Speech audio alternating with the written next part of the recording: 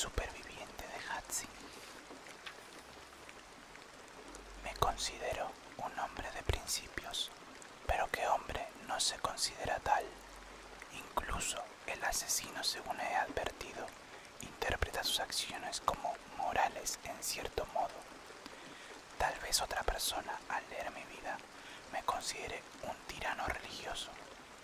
Puede llamarme arrogante, que hace que la opinión de ese hombre sea menos válida que la mía propia. Supongo que todo se reduce a una sola cosa. Al final soy yo quien tiene los ejércitos de su parte. 1. Caía ceniza del cielo. Vin contempló los copos revolotear en el aire mientras caían con languidez, descuidadamente, libres. Los trozos de hollín caían como copos de nieve negra, descendiendo sobre la oscura ciudad de Luthadel. Se acumulaban en las esquinas, impulsados por la brisa, y se enroscaban en diminutos remolinos sobre el empedrado. Parecía que no les importaba nada. ¿Cómo sería eso? Vin estaba sentada en silencio en uno de los miradores, un hueco oculto construido en los ladrillos de un lado de la guarida. Desde dentro, un miembro de la banda podía vigilar la calle en busca de signos de peligro. Vin no estaba de guardia. El mirador era uno de los pocos lugares donde podía estar a solas. Y a Vin le gustaba estar sola. Cuando estás sola, nadie puede traicionarte. Palabras de Ren. Su hermano le había enseñado muchas cosas. Luego había reforzado sus enseñanzas haciendo lo que siempre había prometido que haría: traicionarla. Es la única manera de aprender. Cualquiera puede traicionarte, Vin. Cualquiera. La ceniza continuó cayendo. A veces Vin se imaginaba a sí misma como la ceniza, o el viento, o la misma bruma. Una cosa sin pensamiento, capaz simplemente de ser, sin pensar, ni preocuparse, ni sentir dolor. Entonces podría ser libre. Oyó un sonido cercano, y luego la trampilla al fondo de la pequeña recámara se abrió de golpe. «Vin», dijo Ulef, asomando la cabeza. «¿Estás ahí? Camon lleva media hora buscándote». «Precisamente por eso me he escondido». «Deberías prepararte», dijo Ulef. «El trabajo está a punto de empezar». Ulef era un chico larguirucho, amable a su manera, ingenuo. Si alguien que había crecido en el mundo de los bajos fondos en verdad podía considerarse tal cosa. Eso, desde luego, no significaba que no pudiera traicionarla. La traición no tenía nada que ver con la amistad. Era un simple acto de supervivencia. La vida era una dura. La vida era dura en las calles, y si un escaladrón quería evitar ser capturado y ejecutado, tenía que ser práctico. La frialdad era la más práctica de las emociones. Otro de los dichos de Ren. «Bien», preguntó Ulef, «deberías ir». Camon está enfadado. ¿Cuándo no lo está? Sin embargo, Vin asintió y se apartó del estrecho, aunque cómodo, espacio del mirador. Pasó rozando a Ulef y salió por la trampilla para dirigirse a un pasillo y luego a una despensa ruidosa. La habitación era una de las muchas del fondo del taller que servía como tapadera del refugio. El cubil de la banda en sí estaba oculto en uno de los túneles de una caverna de piedra situada bajo el edificio. Salió del edificio por una puerta trasera, seguida de Ulef. El trabajo sería a unas manzanas de distancia, en una zona más rica de la ciudad. Era un trabajo complicado, uno de los más complejos que había visto Vin. Suponiendo que Camon no fuera capturado, los beneficios serían grandes. Si lo capturaban, bueno, timar a nobles y obligadores era una profesión muy difícil, pero desde luego era mejor que trabajar en las fraguas o las fábricas textiles. Bean salió del callejón y se internó en una calleja oscura de uno de los muchos suburbios de Ska de la ciudad. Los Ska, demasiado enfermos para trabajar, yacían acurrucados en esquinas y aceras con la ceniza revoloteando a su alrededor. Bean mantuvo la cabeza gacha y se subió la capucha para protegerse de los copos que todavía caían. Libre. No, nunca seré libre. Ren se aseguró de eso cuando se marchó. Aquí estás. Camón alzó un dedo cuadrado y grueso y le apuntó a la cara. ¿Dónde te habías metido? Bean no dejó que el odio ni la rebeldía se notara en sus ojos. Se limitó a agachar la cabeza, dándole a Camón lo que esperaba ver. Había otras formas de ser fuerte. Esa lección la había aprendido ella sola. Camón soltó un leve gruñido, luego alzó la mano y le dio un revés en la cara. La fuerza del golpe envió a Bean contra la pared y su mejilla ardió de dolor. Se desplomó contra la madera, pero soportó el castigo en silencio. Solo otro cardenal más. Era lo bastante fuerte para soportarlo. Lo había hecho antes. Escucha, susurró Camón. Este es un trabajo importante. Vale miles de cuartos, más que tú 100 veces. No permitiré que metas la pata, ¿entendido? Bean asintió. Camón la estudió un momento. El rostro gordezuelo, rojo de furia, se apartó al cabo de un momento, murmurando para sí. Estaba molesto por algo. No era solo por Bean. Tal vez se habían enterado de la rebelión Ska que había tenido lugar en el norte, a varios días de distancia. Uno de los lores de provincias, Demos Trestin, al parecer había sido asesinado y su mansión calcinada.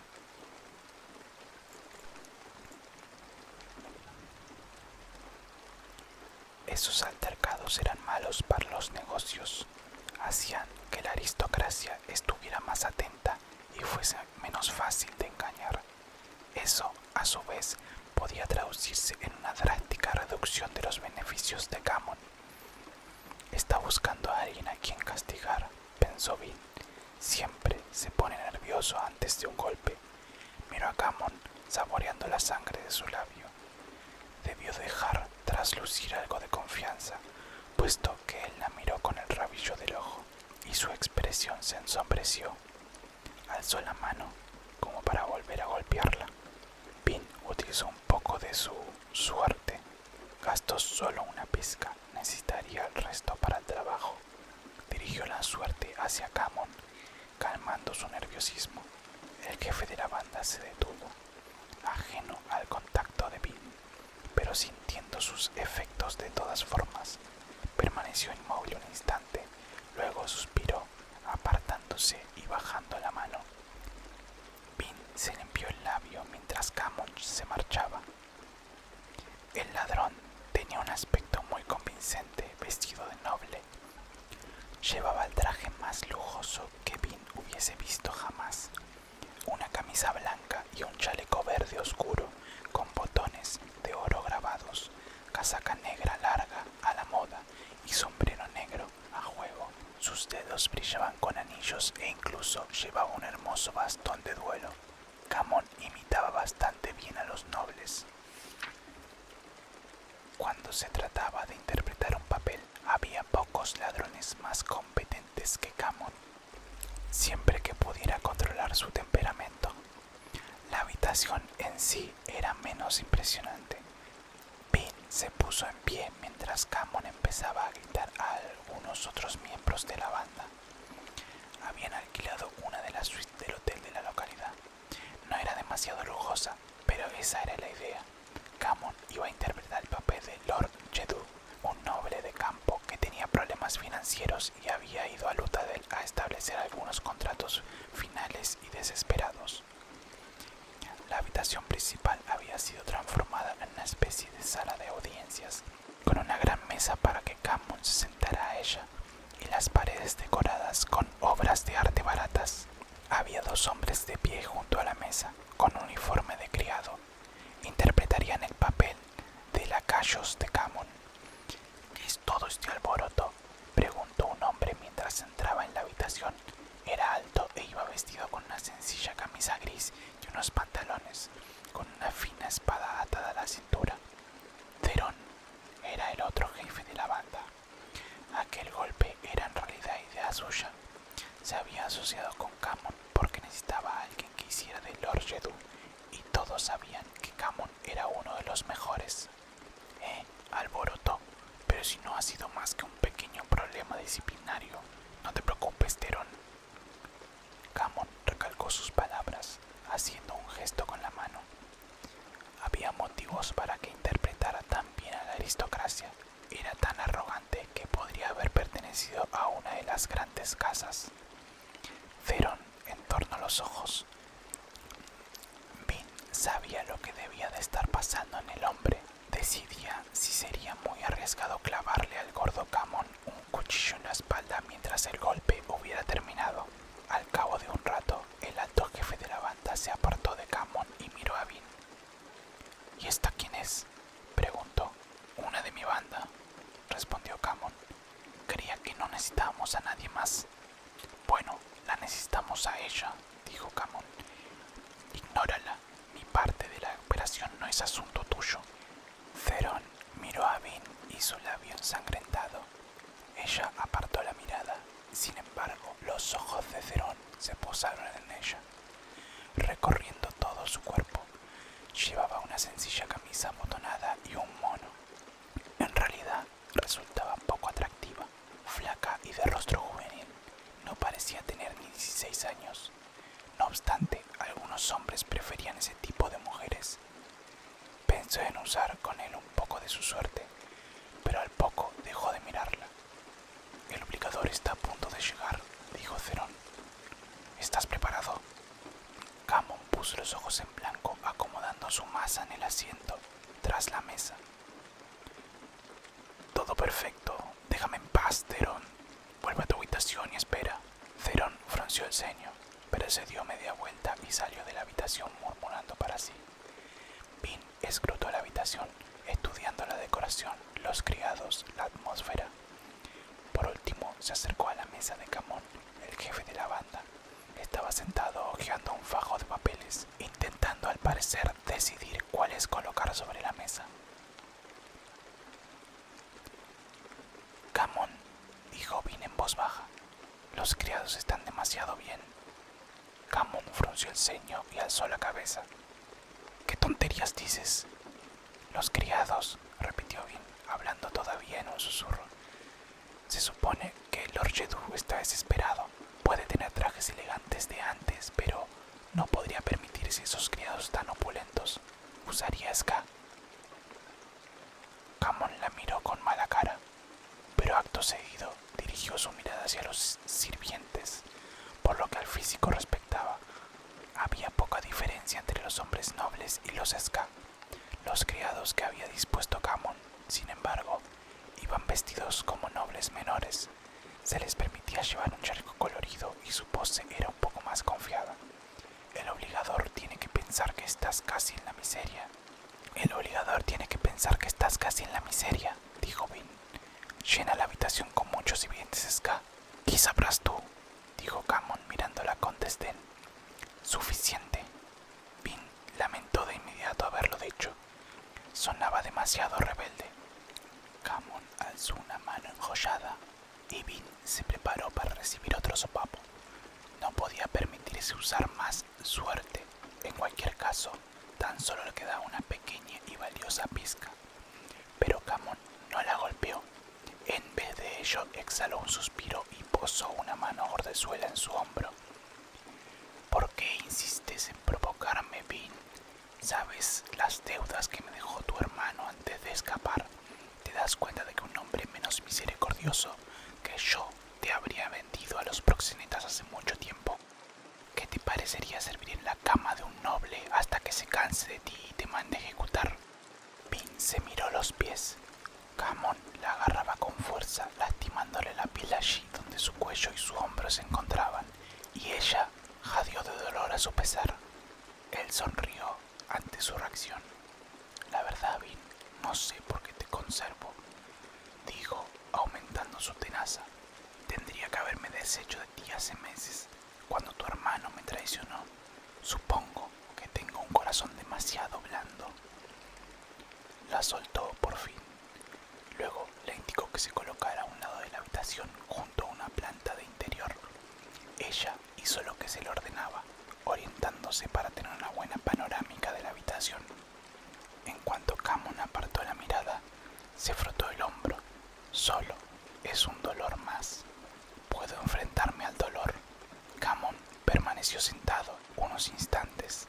Luego, como era de esperar, llamó a los dos criados. «Vosotros dos», dijo, «vais demasiados bien vestidos. Id a poneros algo que os haga parecer siervos ska, y traed a 6 hombres más cuando vengáis». Pronto la habitación estuvo llena tal como había sugerido Vin. El obligador llegó poco después. Vin observó al prelado Leirth cuando entró arrogantemente en la estancia, rapado como todos los obligadores. Llevaba una túnica gris oscuro. Los tatuajes de su ministerio alrededor de sus ojos lo identificaban como prelado, un burócrata veterano en el cantón de las finanzas del ministerio. Un grupo de obligadores menores, de tatuajes más sencillos, lo seguía. Camon se levantó cuando el prelado entró, en señal de respeto, un respeto que incluso los nobles de la más alta de las grandes casas debían mostrar a un obligador del rango de Leirth. Este no inclinó la cabeza ni expresó ningún saludo, sino que avanzó y tomó asiento delante de la mesa de Camon. Uno de los miembros de la banda, que hacía de criado, se apresuró a traer vino, helado y fruta para el obligador. Leirth aceptó la fruta, dejando que el criado esperara allí de pie, obediente, con el plato de comida como si fuera un mueble. «Lord Chetu», dijo por fin Leirth, «me alegro que por fin tengamos ocasión de conocernos». «Igual yo, vuestra gracia», respondió Camon, «porque de nuevo no pudo acudir al edificio del cantón y requirió que, en cambio, yo lo visitara aquí». «Mis rodillas, vuestra gracia», dijo Camon. «Mis médicos me recomendaron que viajara lo menos posible». «Y con motivo. Sentías bastante presión a entrar en una fortaleza del ministerio», pensó Vin. «Ya veo», dijo Leirth, «rodillas delicadas, un desafortunado defecto para un hombre cuyo negocio es el transporte». «No tengo que ir en los viajes, vuestra gracia», dijo Camon, inclinando la cabeza, «solo organizarlos». «Bien», pensó Vin, «asegúrate de que sigues mostrándote servil, Camon. Tienes que parecer desesperado». Vin necesitaba que aquel timo tuviera éxito. Camon la amenazaba y la golpeaba, pero la consideraba su amuleto de la buena suerte. No estaba segura de que supiera por qué los planes salían mejor cuando ella estaba presente en la habitación, pero al parecer había atado cabos. Eso la convertía en valiosa, y Ren siempre había dicho que la forma más segura de mantenerse con vida en los bajos fondos era ser indispensable. «Ya veo», repitió Leirth. «Bien, me temo que nuestro encuentro se ha producido demasiado tarde para sus propósitos. El cantón de las finanzas ya ha votado su propuesta». «¿Tan pronto?», preguntó Camon con sorpresa genuina. «Sí», repuso Leirth, tomando un sorbo de vino, sin despedir todavía al criado. «Hemos decidido no aceptar su contrato». Camon permaneció sentado un momento, aturdido. «Lamento oír eso, vuestra gracia». «Leirth ha venido a verte», pensó Vin. «Eso significa que aún está en posición de negociar». «Bien», continuó diciendo Camon, viendo lo que había visto Vin. «Eso es muy desafortunado, ya que estaba dispuesto a hacer al ministerio una oferta aún mejor». ceja tatuada. Dudo que importe. Hay un elemento del Consejo que considera que el cantón recibiría un servicio mejor si encontráramos una casa más estable para transportar a nuestra gente. Eso sería un grave error, dijo con delicadeza Camon. Seamos sinceros, vuestra gracia. Los dos sabemos que este contrato es la última oportunidad de la casa Yedu. Ahora que hemos perdido el contrato con Farwan, no podemos permitirnos seguir trasladando nuestros barcos por el canal de Luthadel. Sin el patrocinio del ministerio, mi casa está condenada económicamente. Esto es hacer muy poco para persuadirme, Alteza, dijo el obligador. ¿De verdad? Preguntó Camon. Hágase esta pregunta. ¿Quién lo servirá mejor? ¿Será la casa que tiene docenas de contratos que atender o la casa que ve su contrato como su última esperanza? El cantón de las finanzas no encontrará un socio más servicial que uno desesperado. Dejen que mis barcos sean los que transporten a sus acólitos desde el norte. Dejen que mis soldados los escolten y no se sentirán decepcionados. Bien, pensó Vin. Yo comprendo, dijo el obligador preocupado.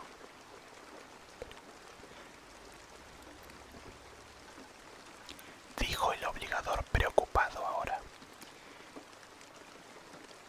Estaría dispuesto a ofrecerles una ampliación de contrato con un precio fijo de 50 cuartos por cabeza al viaje.